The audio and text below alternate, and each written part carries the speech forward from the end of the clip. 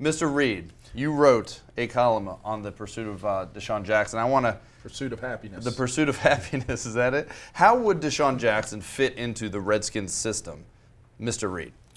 Well, from a X's and O's standpoint, yeah, I mean, extremely well. I mean, you know, the thing that the Redskins haven't had around here, I don't know when, is balance in the passing game. You know, when Santana was in his prime and, you know, catching bombs against Dallas, they still never had a number 2 receiver. I mean, Antoine Randall, they brought him in to be that guy and a punt returner. Didn't work out quite as they'd hoped. They've been searching for balance in the passing game.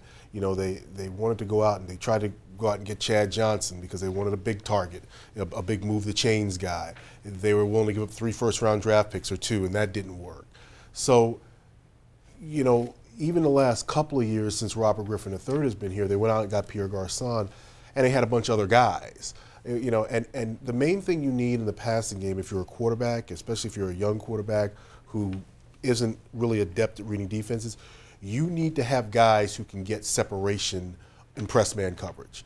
And when you have guys who can get separation in press man coverage and you're a young quarterback who isn't great at reading defenses yet, it allows you to throw the ball with a lot more confidence.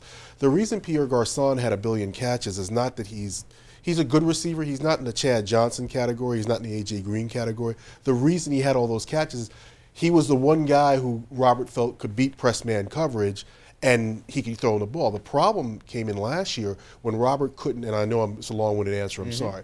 The problem became last year when Robert couldn't get around the end for 80 yards anymore, and all of a sudden now they were throwing everybody in the box. Okay, we're going to double Pierre Garçon with a safety over top. Now you have to read the defense, and you have to make these other guys good receivers. He couldn't do it. What DeSean Jackson does is he stretches the field. He's not a big guy, but when you run 4-3-5 with his quickness, you are not going to see a safety bracketing Pierre Garçon on every play anymore. You're just not going to see it. They had to do so much stuff creative-wise just to get Garçon open, and Garçon got very frustrated. Now what you're going to see is that you're going to have 2 guys on the outside, and this Roberts guy they just got, who are going to put Robert Griffin III in better situations to where there's better balance in the passing game. Dan, does this make Garçon the number 2 receiver on the team? I mean, this is an argument that is so kind of irrelevant to me, really. I mean, Pierre Garçon is probably in the range of like the 20th to 40th best receiver, maybe 15th to 30th, something like that. You know, he's a top tier receiver. DeSean Jackson is probably a little bit topper tier than him, but I don't know that. I mean, to me, it's kind of an artificial distinction. I think people might argue, is Andre Roberts good enough to be the 2nd best receiver on this team? And maybe he's not, and maybe he wouldn't have to be here. No, he's the 3rd now. Well, he would be the 3rd. But I'm saying, like, that to me is more of an interesting discussion about. But if you have these 2 guys, they're obviously 2 high-quality starting wide receivers in the NFL. I understand everything Jason's saying, and it's, you know, we don't know until we see it on the field. It just seems to me like the history of the Washington Redskins in acquiring flashy, big-name, high-profile Pro Bowl stars has not worked out particularly well, and maybe this one goes differently. Well, that is true. maybe hard to argue that. You can't debate that. But you know, like it seems like the free agent success stories are the guys like Pierre Garçon, who really wasn't a superstar before he came to Washington. LeVar, how good could the offense be for the Redskins? A 3-win team last year with Jackson. Jackson immediately upgrades this team, and to answer the question, he is a better receiver than Pierre Garçon.